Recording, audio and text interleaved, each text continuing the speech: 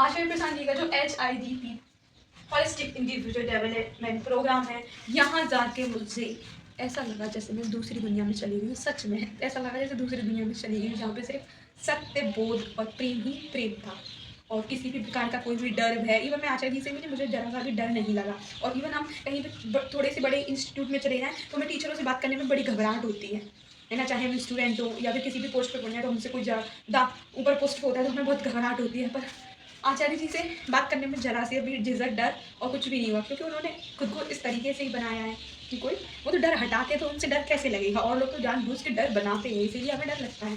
तो मैं ये बताऊंगी, जब वो ऐसी दुनिया थी तो किसका मन करेगा वहाँ से आने का, करेगा मन।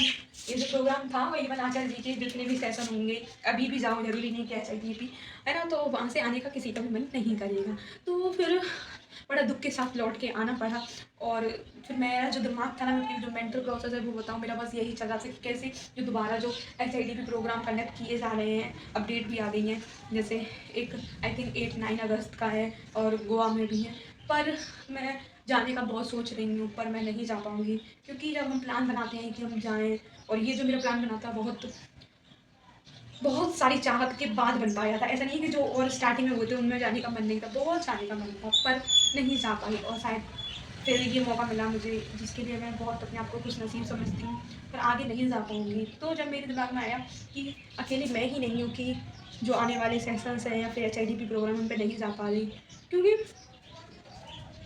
जाना कुछ, जब हम प्लानिंग बनाते हैं तो हमारे सामने बहुत सारी चीज़ें, समस्याएं हमें फेस करनी पड़ती हैं और उनको हम अनसॉल्व नहीं कर पाते कभी कभी। तो मेरे दिमाग में आया कि मैं ही नहीं, बहुत सारे लोग होंगे, जाना तो चाहते होंगे, इन एक्टिविटीज़ में पार्टिसिपेट तो करना चाहते होंगे, चाहत तो है, पर वो नहीं कर पा रहे।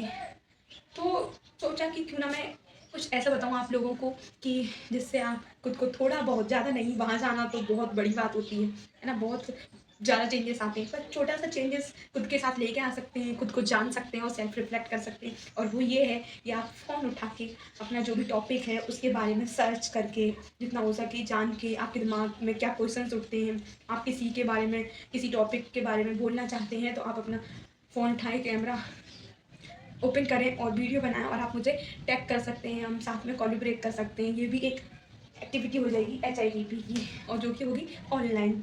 और आपको ये मेरा आइडिया कैसा लगा आप मुझे बता भी सकते हैं। और सबसे बड़ी बात ये है कि ऐसी बात नहीं है कि हम सेल्फ रिफ्लेक्ट करना नहीं चाहते, हम कभी कभी हमारे सामने अपॉर्चुनिटी होती है फिर भी हम नहीं कर पाते। तो जैसे मेरा जो सामने आइडिया आया, मैंने सोचा आपको बताऊँ, क्या ये भी हमारा जो HIDP का पार्ट है, बन सकता है। क्योंकि HIDP का जो मेन उद्देश्य है वो यही है कि चाहे लोग कैसे भी हों, कहीं पे भी हों, इवन कहीं पे भी हों, तो ये मैं इसलिए बोल रही हूँ कि आप कैमरे से भी कर सकते हैं, कहीं से भी हों, अपनी आवाज़ को उठाएँ और सत्य तक ले जाएँ, खुद को जानें।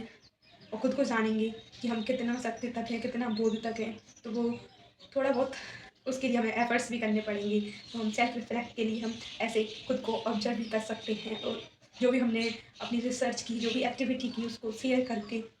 और हाँ, एक और बात बता दूँ, इन सब में ना हमें डर बहुत लगेगा कि कोई हमें जज ना करे, पर कि आचार्य जी ने भी अपने पेपर में क्लियर मेंशन किया था, यहाँ पे कोई किसी को हराने के लिए नहीं, या ना ही जीतने के लिए आया, सिर्फ और सिर्फ सत्य को जानने, खुद को जानने और खुद के जो बंधन हैं उनको तोड़ने, सेल्फ रिफ्लेक्ट के लिए। तो यहाँ पे जीतने का, हारने का, ये सब डर है, इनको निकाल के ही आपको काम करना है।